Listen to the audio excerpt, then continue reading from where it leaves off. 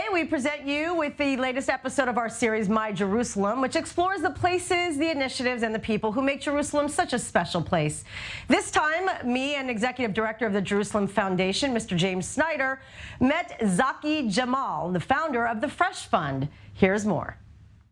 Hello, James. Hello, Emily. Where are you bringing us to today, my dear? Well, today we're in the old neighborhood of Abu Tor, which is right at the meeting of East and West in Jerusalem.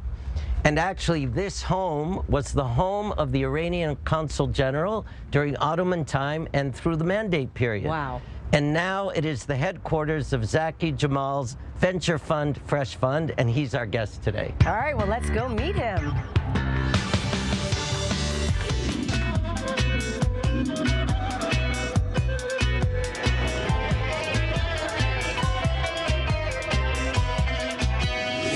What a beautiful building. It's pretty spectacular. So, you know, once the home of the Iranian Consul General, and now the headquarters for Zaki Djemal's Fresh Fund. And Hi, guys. here's Zaki, and here's Emily. Hi, nice to meet you. Great to see you.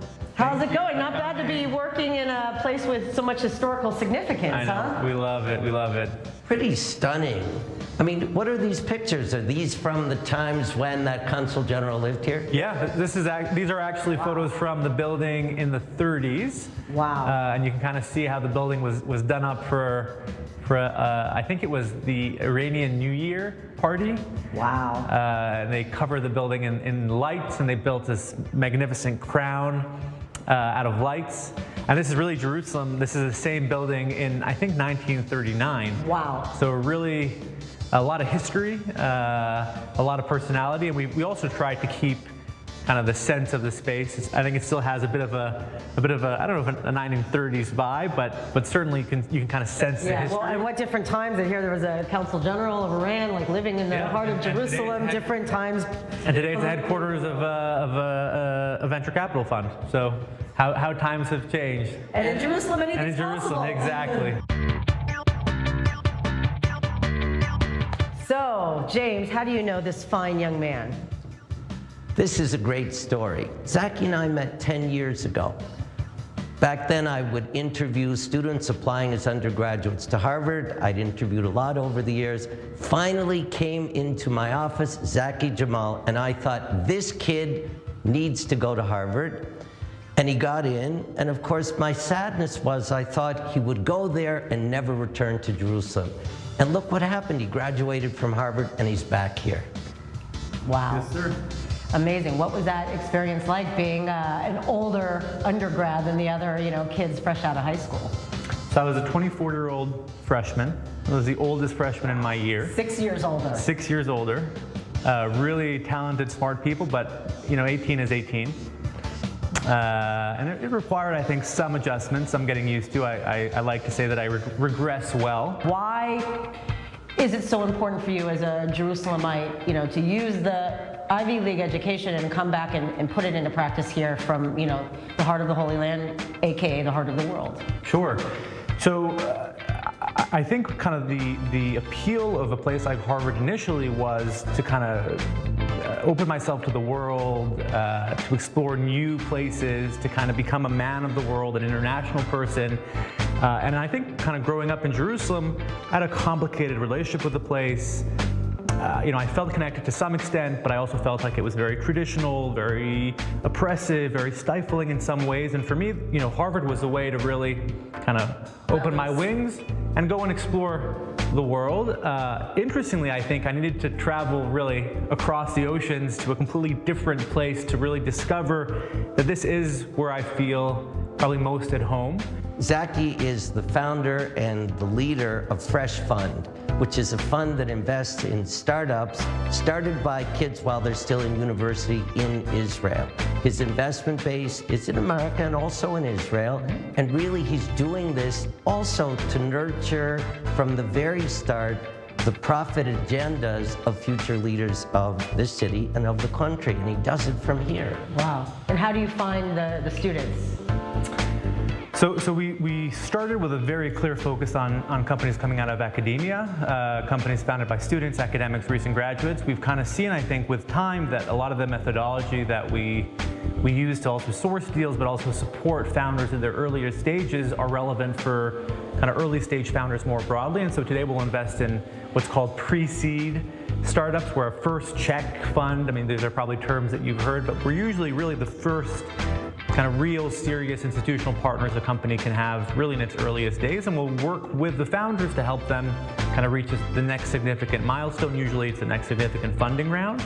Zaki founded an organization called Kulna that uses backgammon as a way to engage communities across the city. And of course, it's a great success, and I think just recently this spring, you and Kulna were awarded one of the President's Awards for volunteerism. We were. Thank you very much. It was a really big honor. I think recognition from the president of this country was the last award that Ubi Rivlin was giving in his as part of his role. Why specifically backgammon? Explain to our audience why that is such an actually, universal game between cultures in this country. You're seeing people all over Israel riding their scooters with backgammon sets. It's you don't see this in the U.S. Right. So Kulna today is dedicated to kind of promoting engagement and interaction between Jews and Arabs using cultural platforms. We're also dedicated to kind of bridging between East and West Jerusalem and addressing some of the inequalities between the two parts of the city. But I think from day one, we realized that to be effective in this mission, we have to engage with people using kind of a common language that really brings people together and can really create and facilitate trust. Some of the broader issues are very, very important, but if you don't have a good starting point, it's very, very hard to motivate people to engage in a really significant way. We were trying to think of the next iteration of this project, and we were about 10 people in the room, not far from here in Jerusalem. We couldn't agree on the next steps, and so to kind of clear the air, we said, let's take a break and play a game, and then we'll kind of go back to our, to this discussion, intense conversation, and we surveyed the room to see what game do we all know the rules for, and someone suggested backgammon, and we all knew the game. We started playing, and within 6 or 7 minutes, we were completely immersed in play. We had forgotten kind of why we were arguing. All that tension that you really feel, and we've all experienced this type of really strong physical tension, had dissipated.